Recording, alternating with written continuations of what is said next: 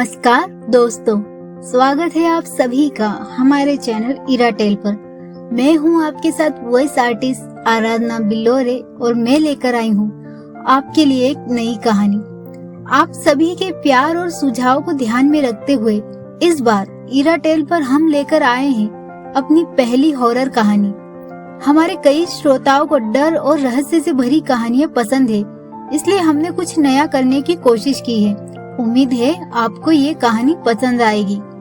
तो आप कमेंट में जरूर बताएं आपको ये कहानी कैसी लगती है, साथ ही आप किस तरह की कहानी सुनना पसंद करते हैं। हमारी टीम कोशिश करेगी कि हम आपकी पसंद की कहानी ला सके। तो चलिए शुरू करते हैं। इस कहानी की राइटर हैं आराधना बिल्लोरे यानी कि मैं, और इसकी वीडियो एडिटर हैं राजश्री चौहान। और हमसे डायरेक्टली जुड़ने के लिए हमारे इंस्टाग्राम चैनल को जरूर फॉलो करें, जिसकी लिंक आप सभी को डिस्क्रिप्शन में मिल जाएगी। तो चलिए शुरू करते हैं। कामिनी भाग 1। बस्तर गांव। रात का वक्त। बस्तर गांव एक पहाड़ियों के आसपास बसा हुआ आदिवासियों का इलाका था, जहां आसपास कई सारे घने जंगल थे। यहाँ का इलाका काफी ज्यादा शांत और बड़ा ही मनमोहक वाला था। देखने में इस गांव में काफी ज्यादा शांति थी। कोई ज्यादा शोर शराबा या किसी शहरी इलाके से ज्यादा बोलचाल नहीं थी। इस गांव के लोग ज्यादातर आदिवासी ही थे, और आज उसी आदिवासी इलाके में काफी जोर से ढोल मंजीर सुनाई दे रहे थे। कहीं कोई सुरई की आवाज तो कहीं बच्चे खेल रहे थे, और कहीं औरत अब अपना आदिवासी नृत्य कर रही थी, क्योंकि आज वहाँ किसी की शादी हो रही थी। और किसी की नहीं, उस इलाके के एक आदमी सोहम की, जो कि एक आदिवासी था। उसने आज शादी की वजह से अपने पारंपरिक दूल्हे के कपड़े पहने हुए थे। सफेद रंग की धोती कुर्ता, गठीला बदन, ऊंची कद काठी, यानी कि दिखने में वो काफी ज्यादा अट्रैक्टिव पर्सनैलिटी का था। और हो भी क्यों ना, दिन भर मेहनत जो करता था, बदन तो गठीला होना ही था उसका। उन लोगों का घर काफी अच्छा सजाया हुआ था। घर बहुत छोटा था, 2 कमरे भी ठीक से नहीं कहे जा सकते थे। बस मिट्टी से लिपा पुता एक ढांचा, जिस पर बरसों की बरसात की लकीरें जमा थी। छत खपरेल की थी, कुछ जगहों से टेढ़ी, कुछ जगहों से झुकी हुई, जैसे उम्र के बोझ से खुद झुक गई हो। घर के आंगन में आज असामान्य हलचल थी। दिन भर ढोलक और मांदर की आवाजें गूंज रही थी, और अब रात उतर चुकी थी। दूल्हे की आग बुझ चुकी थी, लेकिन उसकी राख अब भी हल्की गर्म थी। हवा में महुए की मध्यम गंध तैर रही थी। उसमें हल्दी, पत्तों और पसीने की मिलीजुली खुशबू घुली हुई थी। ये सोहम और कामिनी की सुहागरात थी। घर के भीतर का एकमात्र कमरा, जहाँ दिन में अनाज रखा जाता था, जहाँ दीवार से सटी लकड़ी की चौकी पर कभी बूढ़ी अम्मा लेटा करती थी, आज उसी कमरे को अलग तरह से सजाया गया था। सजावट जैसे इस गांव में होती है। दीवारों पर गेरू से हाथों के चिन्ह बनाए थे, त्रिकोण, गोल, बिंदु, और बीच में एक बड़ा सा सूर्य जैसा आकार। गांव की मान्यता थी कि उससे इस गांव में किसी की नजर नहीं लगती। छत से आम के पत्तों की लड़ियां लटक रही थी। बीच में एक छोटा सा मिट्टी का दिया था, जिसकी लौ स्थिर नहीं थी, बार बार ऐसे कांपती जैसे किसी ने फूंक मार दी हो। फर्श पर नया गोबर से लिखा चौकोर हिस्सा था। उसके बीच में बिछा था एक पुराना लेकिन साफ गद्दा, ऊपर सफेद चादर, जिसके किनारों पर लाल धागे से हाथ की कढ़ाई थी। कोई ऐसो काम नहीं, कोई रेशम, कोई इत्र नहीं, बस सादगी और एक अजीब सी चुप्पी। नई दुल्हन कामिनी पलंग के किनारे बैठी थी। लाल साड़ी नहीं पहनी थी उसने, आदिवासी परंपरा के अनुसार हल्के पीले रंग की साड़ी, जिस पर जंगल के फूलों जैसे छोटे छोटे प्रिंट थे। उसके बाल खुले नहीं थे, चोटी बनाई हुई थी, कसी हुई, मानो कुछ छुपा रही हो। गहने भी ज्यादा नहीं, बस चांदी की नथ, कानों के गोल झुमके और गले में काले मनकों की माला। अगर कोई बाहर से देखता तो कहता साधारण सी नई दुल्हन, लेकिन जो पास बैठा उसे लगता कमरे की हवा अचानक भारी हो गई है। लेकिन फिर भी दिखने में वो इतनी ज्यादा सुंदर थी कि उसका किसी के साथ कोई मुकाबला नहीं। यहाँ तक कि पूरे गांव में उसके जैसी कोई सुंदरी ही नहीं जिसे सोहम ढूंढ कर लाया था। वो उसे कहाँ से लाया किसी को कुछ पता नहीं। सभी के पूछने पर बताया गया था कि उसके रिश्तेदार के गांव की है। दोनों के बीच प्रेम बढ़ा और शादी हो गई। देखा जाए तो दोनों का इस दुनिया में कोई नहीं था। सोहम का नहीं तो कोई था और ना ही कामिनी का। दोनों ही अनाथ थे। सोहम बाहर से आया तो दिए की लो फिर हिली। वो दिन भर का थका हुआ था।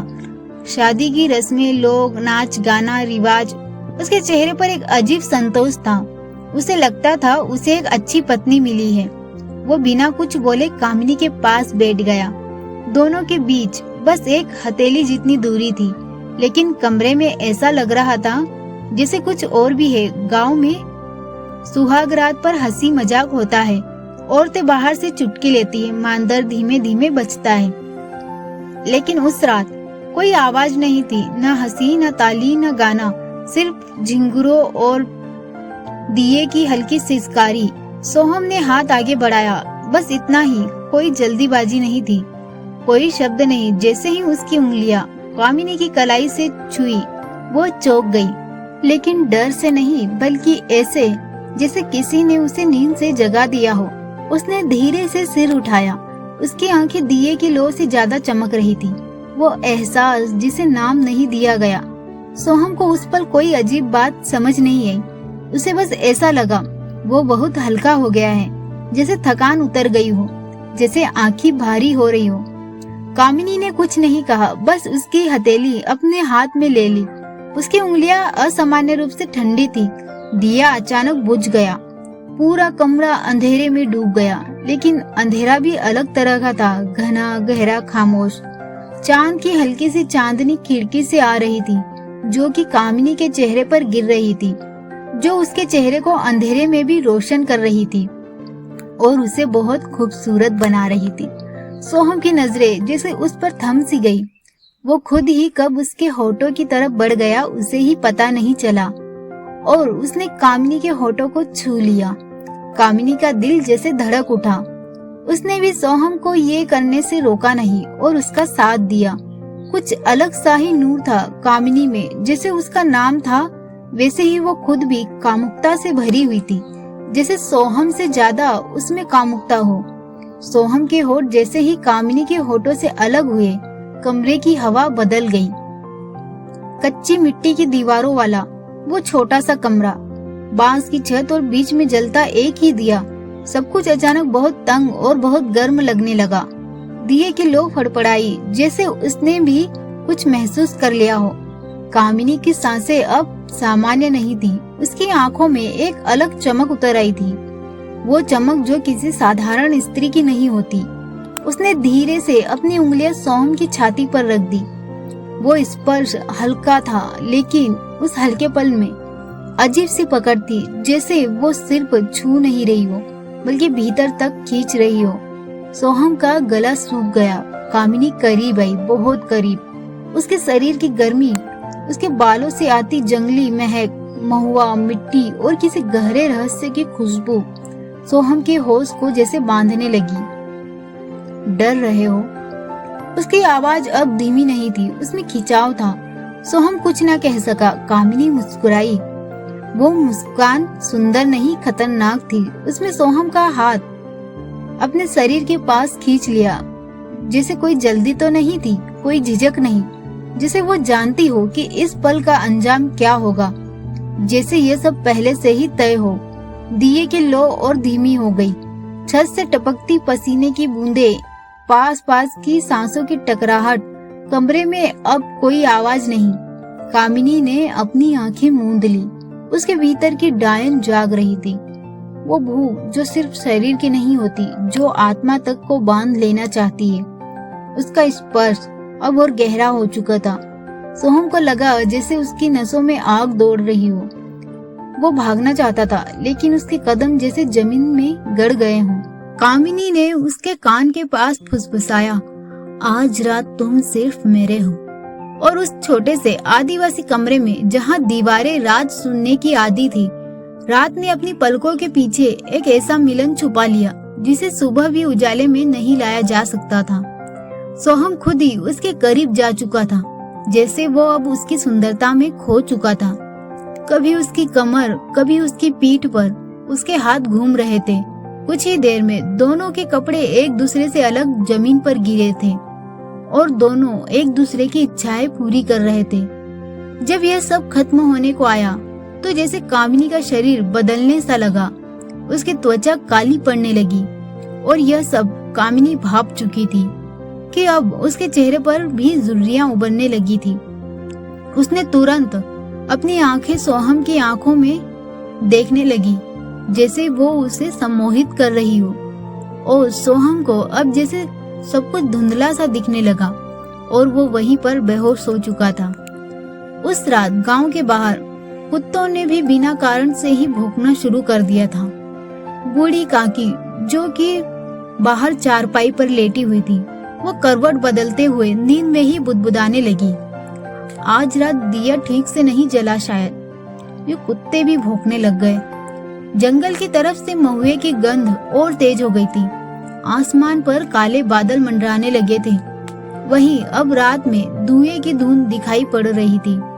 कमरे के भीतर सोहम सो गया था, गहरी असामान्य नींद में। कामिनी अब खड़ी थी, उसके पैरों की आवाज नहीं हो रही थी।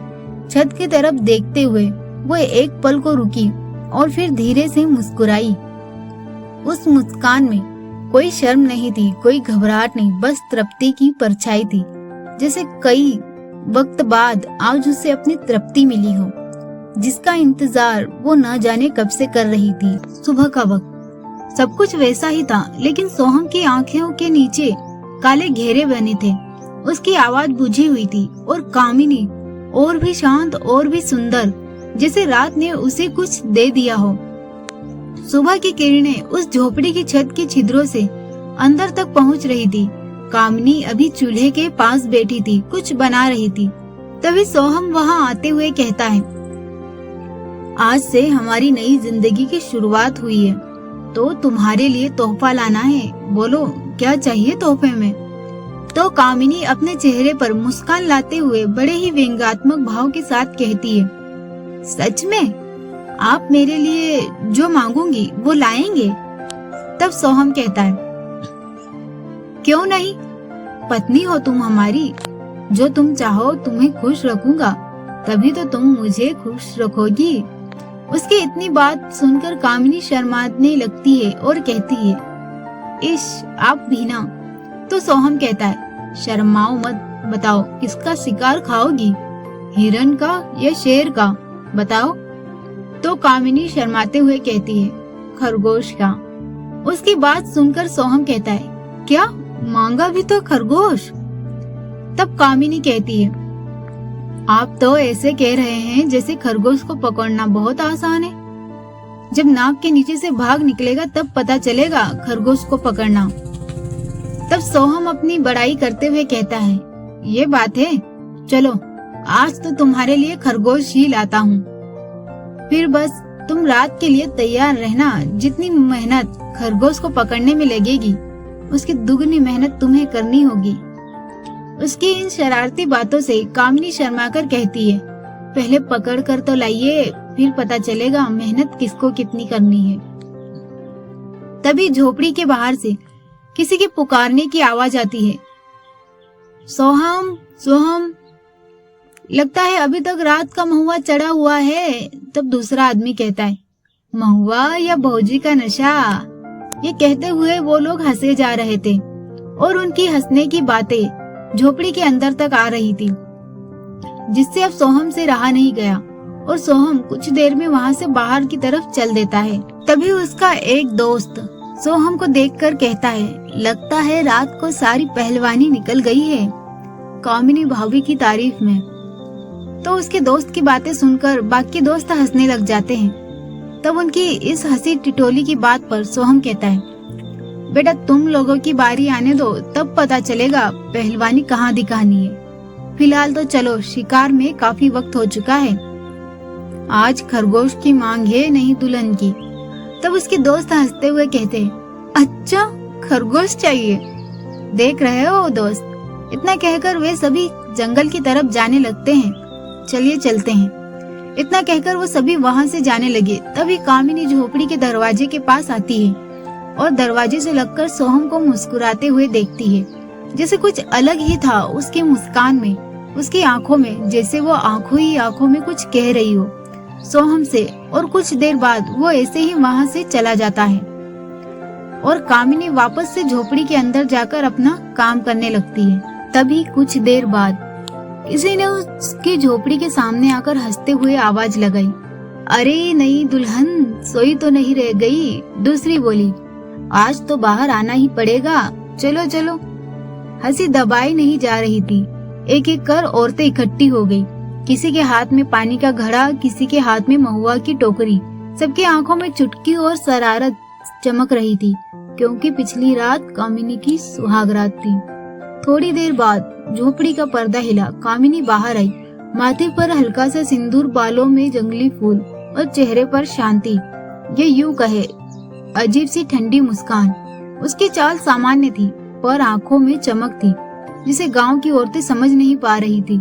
जैसे ही वो बाहर आई, हंसी की टोली एकदम से तेज हो गई। अरे चेहरे पर तो आज अलग ही नूर है, एक औरत बोली। दूसरी ने आंखें मटकाते हुए जोड़ा, रात लंबी रही होगी ना। तीसरी उठाकर हंसी, हम तो कह रहे थे कामिनी कुछ अलग है।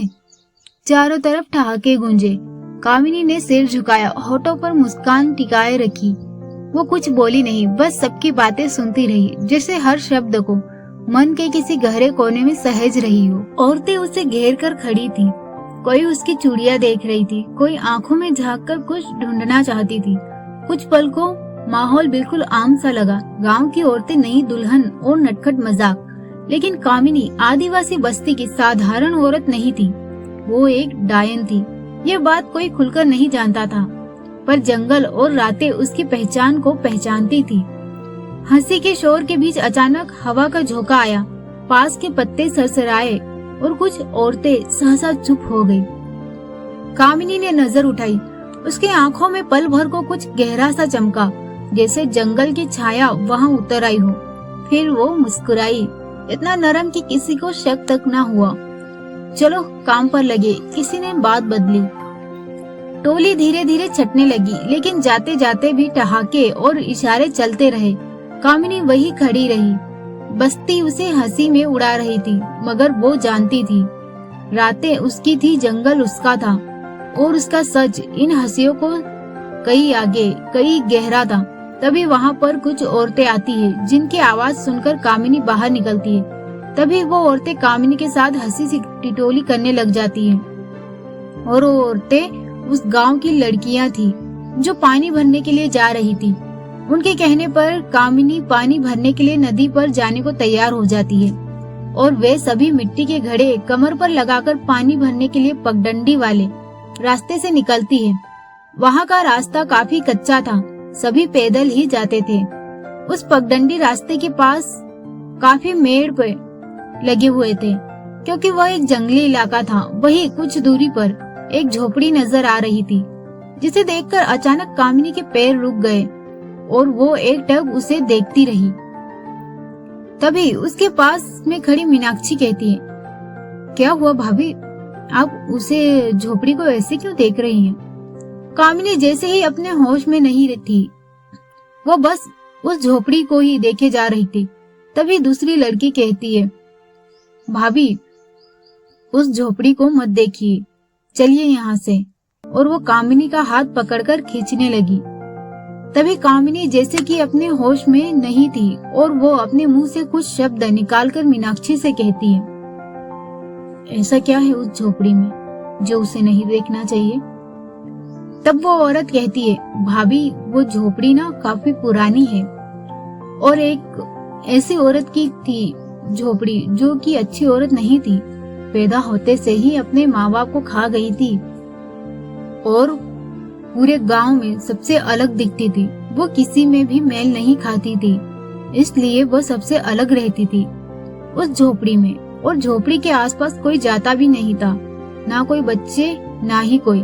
तब एक दूसरी औरत कहती है, अरे सीधी सीधी क्यों नहीं कहती, वो एक बदसूरत औरत थी, डायन, जो पैदा होते ही अपने माँ बाप को खो गई। उन दोनों की इतनी बातें सुनकर तो जैसे कामिनी के शरीर में बिजली से कौंध गई, ना जाने उसके पूरे शरीर में जैसे सिहरन सी दौड़ गई। तभी मीनाक्षी कहती है, भाभी जल्दी चलिए, हमें पानी भरकर जल्दी वापस आना है। तब कामिनी कहती है, लेकिन अब वो औरत कहाँ गई? क्या वो उस झोपड़ी के अंदर रहती है? तो मीनाक्षी कहती है, नहीं, काफी वक्त हो गया, उसे देखा नहीं, पता नहीं कहाँ घूम रही है, जिंदा भी है या मर गई, आज तक उसका कोई पता नहीं चला।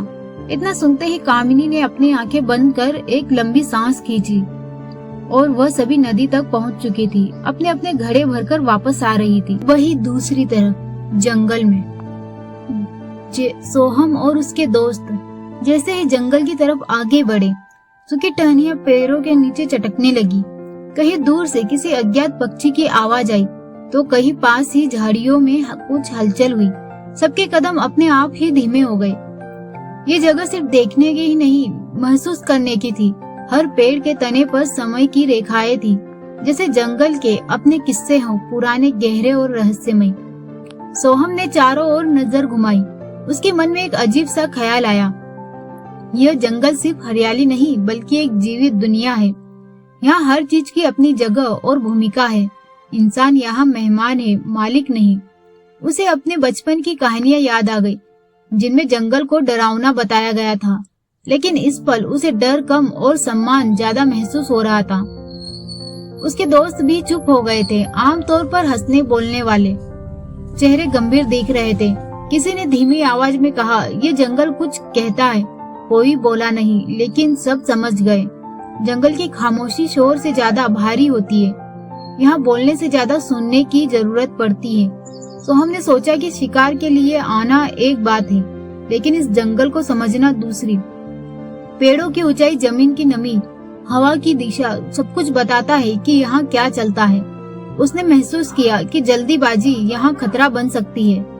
यहाँ जंगल धैर्य सिखाता है। जो रुकेगा, दिखेगा, वही यहाँ आगे बढ़ पाएगा।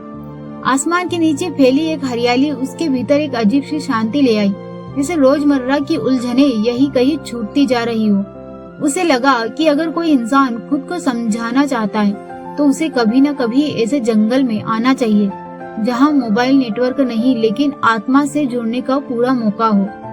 सबने तय किया कि वे अलग अलग दिशाओं में बढ़ जाएंगे। जंगल बहुत बड़ा था और साथ रहना, चलना शिकार को सतर्क बना सकता था। एक दूसरे को इशारे से शुभकामनाएं देकर वे अलग हो गए। सोहम के हिस्से में घना इलाका आया, जहाँ झाड़ियाँ थी, छोटी छोटी पगडंडियाँ थी और खरगोशों की मौजूदगी के निशान अक्सर मिल जाया करते थे। उसके कंधे पर हल्का सा थैला था, हाथ में तीर कमान और आंखों में एक अजीब सी एकाग्रता। वो धीरे धीरे कदम रखता आगे बढ़ता। जंगल में जल्दबाजी की कोई जगह नहीं होती। हर पत्ता, हर टहनी, हर आवाज कुछ कहती है। कहीं दूर किसी पक्षी की तीखी पुकार गूंजी तो कहीं पास ही पत्तों में किसी छोटे जीव की हलचल सुनाई दी। सोहम ठिठक गया। उसने सांस रोकी और चारों ओर नजर दौड़ाई। ताजे पैरों के निशान छोटे छोटे हल्के नरम पिट्ठी पर उभरे हुए थे। खरगोश, उसने मन ही मन सोचा। वह घुटनों के बल बैठ गया, उंगलियों से मिट्टी छुई। निशान ताजे थे, बहुत ज्यादा समय नहीं बीता था। उसने दिशा पकड़ी और झाड़ियों के बीच से रास्ता बनाया। हर कदम नापा तोला था, कहीं टहनी ना टूटे, कहीं पत्ते ज्यादा ना खड़खड़ाए। यहाँ जरा सी आवाज भी शिकार को चौकन्ना कर सकती थी। कुछ देर आगे जाकर उसे एक खुला सा पेच दिखा, जहाँ घास थोड़ी कम थी और बीच बीच में छोटे गड्ढे थे। खरगोश अक्सर ऐसे इलाकों में रुकते हैं जहाँ भागने का रास्ता पास हो। सोहम एक पेड़ के पीछे छिप गया। उसकी आंखें हर हलचल पर टिक गई। समय जैसे थम सा गया था, सिर्फ हवा की हल्की सनसनाहट थी और दूर कहीं पत्तों की लगातार फुसफुसाहट हो रही थी। अचानक उसकी नजर झाड़ियों के किनारे पड़ी। दो छोटे कान हिले, फिर एक छोटा सा फुर्तीला खरगोश बाहर निकला। उसकी नाक तेजी से हिल रही थी, आंखें सतर्क थी। वो घास सूंघते हुए धीरे धीरे आगे बढ़ा। सोहम का दिल जोर जोर से धड़कने लगा, लेकिन उसका हाथ स्थिर था। उसने कमान पर तीर चढ़ाया, कोहनी को सहारा दिया, सांस को लंबा खींचकर रोक लिया। खरगोश ने सिर उठाया। एक पल को दोनों की निगाहें लगभग मिली। वो पल बहुत छोटा था, पर उनमें जंगल की पूरी खामोशी सिमट आई। सोहम ने धैर्य नहीं खोया। उसने तीर छोड़ा। तेज, सटीक, सीधा तीर हवा को चीरता हुआ आगे बढ़ा। खरगोश उछलकर भागना चाहता था, पर तीर की दिशा ने उसे रोक दिया। सब कुछ ही सेकंड में हुआ। सोहम आगे बढ़ा। उसका चेहरा गंभीर था। न खुशी का शोर था, न जीत का जश्न। शिकार उसके लिए खेल नहीं, जिम्मेदारी थी। उसने खरगोश को उठाया, सम्मान के साथ थैले में रखा और कुछ क्षण बंद की, जैसे जंगल में मौन होने की अनुमति मांग रहा हो। उसने आसपास फिर नजर घुमाई। जंगल वैसे ही शांत था, जैसे कुछ हुआ ही ना हो। तभी दूर से एक सीटी जैसी आवाज आई। ये उसके दोस्त का संकेत था। सोहम ने जवाब में हल्की सी सीटी दी। वे तय जगह पर मिलेंगे। वापसी का रास्ता पकड़ते हुए उसने महसूस किया कि जंगल ने उसे आज फिर एक सबक दिया है, धैर्य, सम्मान और संतुलन का।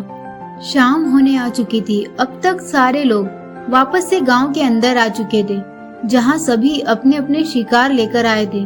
वही सोहम की झोपड़ी से इस वक्त धुआं निकल रहा था। सोहम झोपड़ी के अंदर आते हुए अपने हाथों में खरगोश के कान पकड़े हुए खड़ा था, जो वो सामने दिखाते हुए कामिनी से कहता है, ये देखो, कहा था ना लेकर आऊंगा तुम्हारा शिकार, लो और सेको इसको।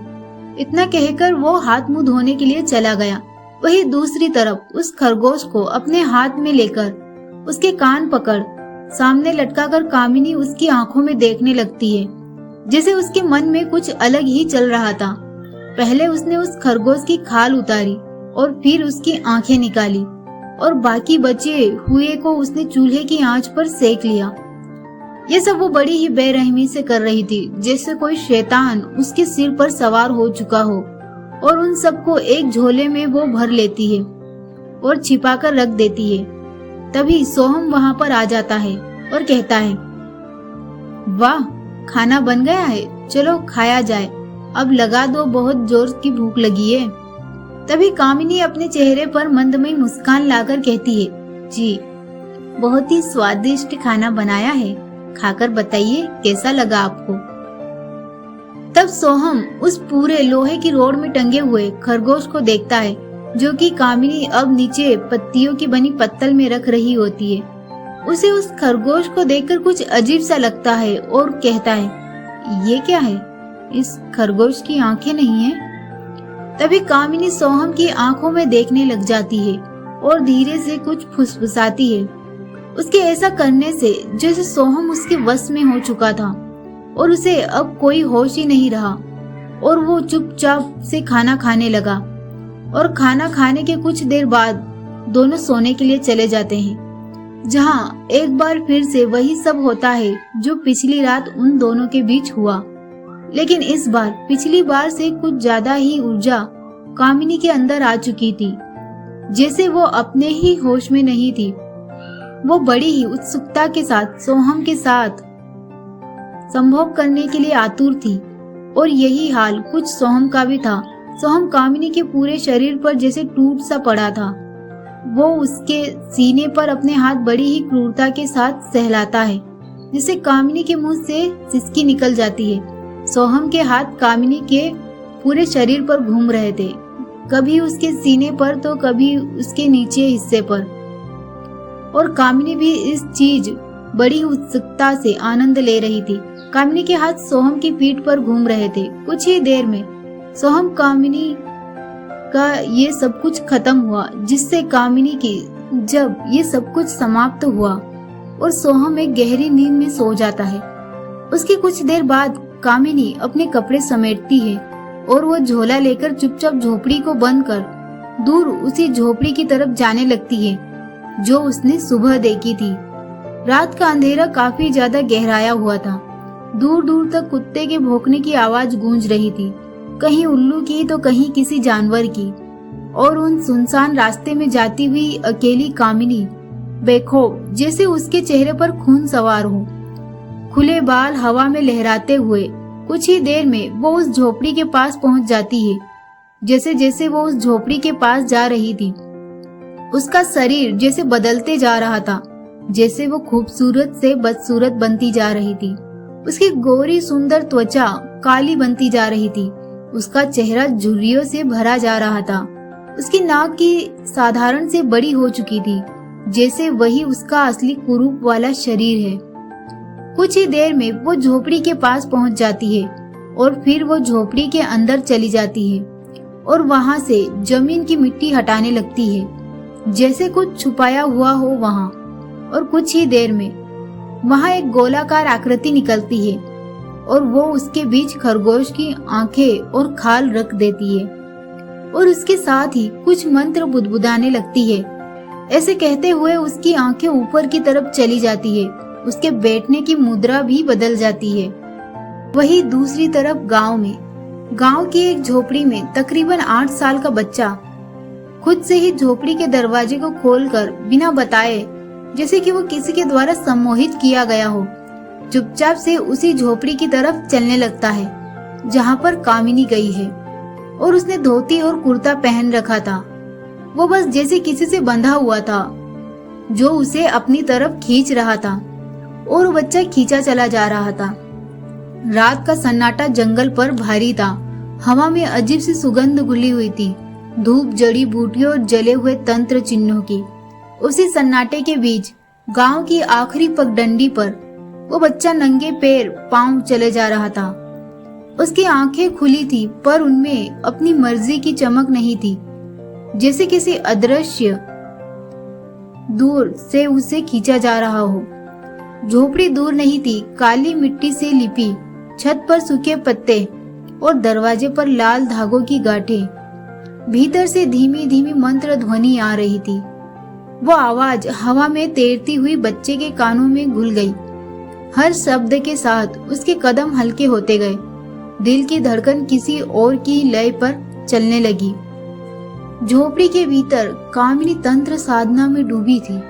धुएं के बीच उसकी परछाई दीवार पर नाच रही थी, कभी लंबी कभी टेढ़ी। उसके चारों ओर चिन्ह बने थे। बीच में रखा काला पात्र धूप की लौ से चमक रहा था। उसकी आंखें बंद थी, पर उसकी चेतना बाहर फैली हुई थी। उसने बच्चे की आहट नहीं सुनी, उसे महसूस कर लिया था। आ जाओ। उसकी आवाज फुसफुसाहट थी, मगर उस फुसफुसाहट में भी आदेश था। बच्चा झोपड़ी की देहरी पर रुका। उसकी आंखें अब और गहरी होती चली गई। कामिनी ने आंखें खोली, उनमें अंधेरी चमक थी। उसने हथेली हवा में उठाई और जैसे ही उसकी उंगलियां मुड़ी, बच्चे का शरीर आगे बढ़ गया। सम्मोहन ने उसे जकड़ लिया था। कामिनी ने मंत्र तेज किए। धूप की लौ नीली पड़ गई। उसने बच्चे के माथे पर हल्का सा स्पर्श किया। बच्चे की सांसें धीमी हो गई, जैसे नींद उतर रही हो। कामिनी झुकी और उस पल झोपड़ी में एक ठंडी लहर सी दौड़ गई। वो खून नहीं था जो उसने लिया, वो जीवन था जो वो खींच रही थी। अंधेरे पात्र में लाल चमक उठी, जैसे चांदनी का उल्टा प्रतिबिंब। कामिनी के चेहरे की झुर्रियां पिघलने लगी। उसकी सूखी त्वचा में नमी लौट आई। बालों की बिखरी लटें काली और चमकदार होती चली गई। आंखों का बोझ उतर गया, उनमें युवा अवस्था की आग जल उठी थी। और ये सब जैसे ही कामिनी उस बच्चे का खून पिए जा रही थी, वैसे वैसे ही ये सब कुछ बदलते जा रहा था। हर क्षण के साथ वो बदल रही थी। कंधे सीधे हो गए, चाल में लचक लौट आई, होठों पर भयानक सी मुस्कान खिल गई। झोपड़ी के बाहर हवा थम गई, जैसे जंगल भी ये सब परिवर्तन देख रहा हो। झोपड़ी के बाहर रात और गहरी हो गई। कहीं दूर कोई उल्लू बोला और जंगल जानता था कामिनी ने एक बलि ली है, वो भी एक बच्चे की। रात भर उस बच्चे का खून पीकर कामिनी फिर से उसकी सुंदरता में लौट आई थी। और ये सब करते हुए सुबह हो चुकी थी। सुबह के करीबन 4 बजे होंगे। कामिनी सबसे छुपते छुपाते हुए वापस से अपनी झोपड़ी तक पहुंच चुकी थी, जहां उसे एक औरत ने झोपड़ी के अंदर आते हुए देखा। वो औरत उसे देखते हुए खुद से कहती है, इतनी सुबह बाहर से अंदर की तरफ जा रही है, शायद सुबह के काम करने के लिए गई होगी। ये कहकर वो अपना काम करने चली जाती है। सुबह का वक्त अब तक गांव में सूरज की किरणें अपना डेरा डाल चुकी थी। वही औरतें अपना अपना काम कर रही थी। तभी चौपाल पर एक आदमी भागते हुए आ रहा था और वही गांव में दूसरी तरफ से एक औरत चिल्ला चिल्ला कर कह रही थी, मेरा बेटा बचवा फूलो कहीं मिल नहीं रहा है। तभी वहां पर दूसरा आदमी दौड़ते हुए आता है और कहता है, लाश लाश लाश मिली है वहां नदी के रास्ते डायन वाली झोपड़ी के पास।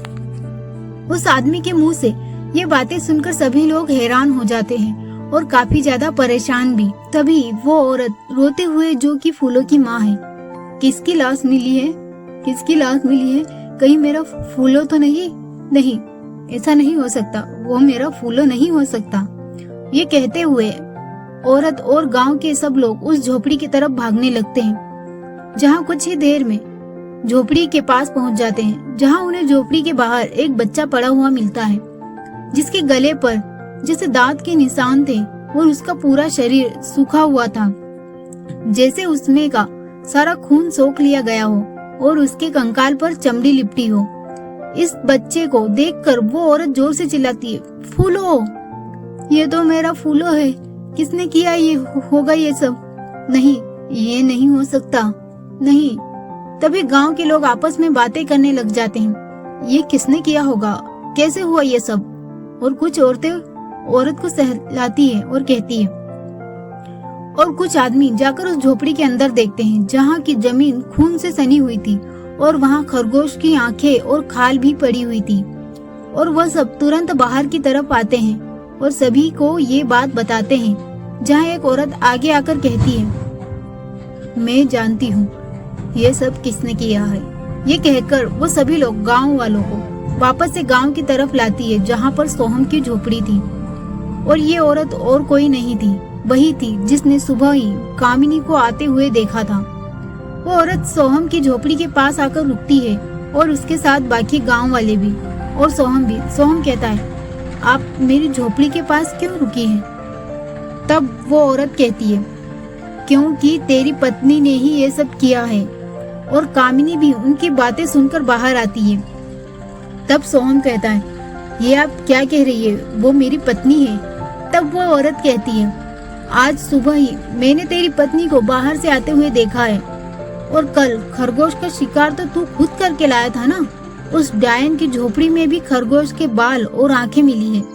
इतना कहकर वो औरत ओम नाम का लॉकेट निकालती है और कुछ मंत्र पढ़ती है, जिसे कामिनी बर्दाश्त नहीं कर पाती और अपने कदमों पर, जिसे कामिनी बर्दाश्त नहीं कर पाती और अपने कानों पर हाथ रख लेती है।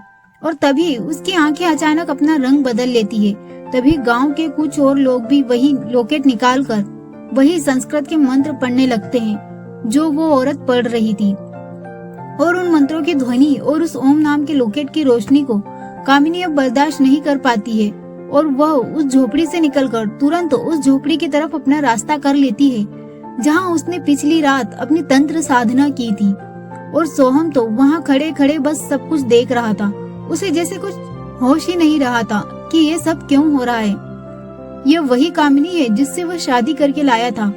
वो एक डायन थी, यह बात उसे बर्दाश्त नहीं हो रही थी। गांव के सभी लोग कामिनी के पीछे पीछे भाग रहे थे और कामिनी अब उस झोपड़ी के पास पहुंच चुकी थी, जहां हड़बड़ाकर अपना सामान इधर उधर ढूंढ रही थी।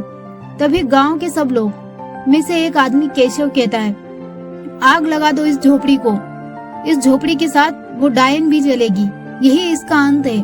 और तभी गांव के सभी लोग अपने हाथों में मसाले जलाकर उस झोपड़ी के आसपास फेंक देते हैं और झोपड़ी से अब बस चीखें गूंज रही थी, जो कि और किसी की नहीं, कामिनी की थी, जो कि अब चीखों में बदल चुकी थी।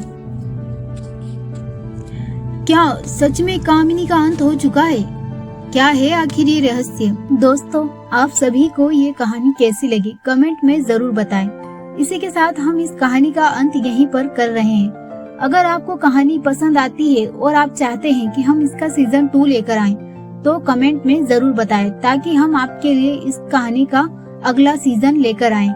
तब तक के लिए धन्यवाद। बने रहिए इरा टेल पर और सुनते रहिए ऐसी ही हॉरर और रोमांटिक कहानियाँ सिर्फ और सिर्फ इरा टेल पर। धन्यवाद।